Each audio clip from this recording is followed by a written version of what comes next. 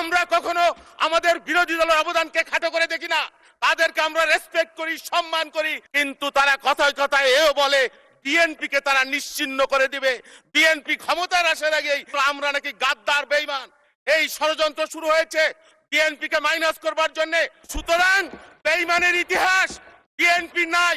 আমাদেরকে বলা হয়েছে আমরা সংস্কার চাই না, সংস্কার মানি না। এই ব্র্যান্ডিং এর পরেও বাংলাদেশের 51% মানুষ বিএনপিকে সেটা জেনে বুঝে আমাদেরকে সমর্থন দিয়েছে।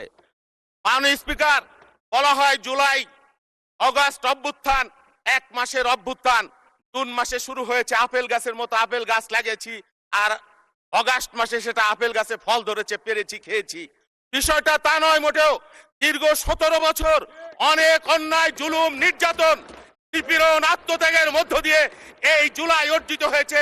আমরা কখনো আমাদের বিরোধী দলের অবদানকে খাটো করে দেখি না, তাদেরকে আমরা রেসপেক্ট করি, সম্মান করি।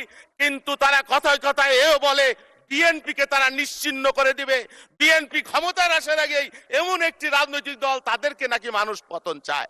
অথচ এই বাংলাদেশের মানুষ 51% ভোট দিয়ে বাংলাদেশের আজকের এই সংসদ নির্বাচিত করেছে, বিএনপিকে নির্বাচিত করেছে।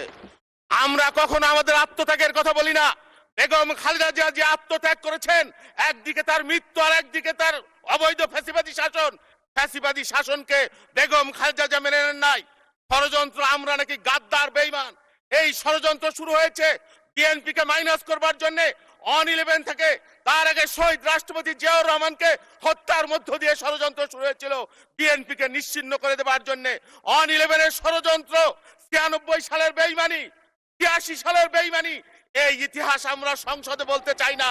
মাননীয় স্পিকার, এই যে 24 সালের 29 আগস্ট আমরা যখন পন্টলে লক্ষ লক্ষ মানুষ সমাবেশ করছিলাম, তখন আমাদের প্রিয় বন্ধুরা যারা আজকে আমাদেরকে গাদ্দার আর বেঈমান বলে, তারা সেদিন ফকিরাপুলে সন্ধ্যার আগে, মাগরিব আসরের নামাজের আগে শান্তিপূর্ণ সমাবেশ করে তারা চলে গিয়েছিল।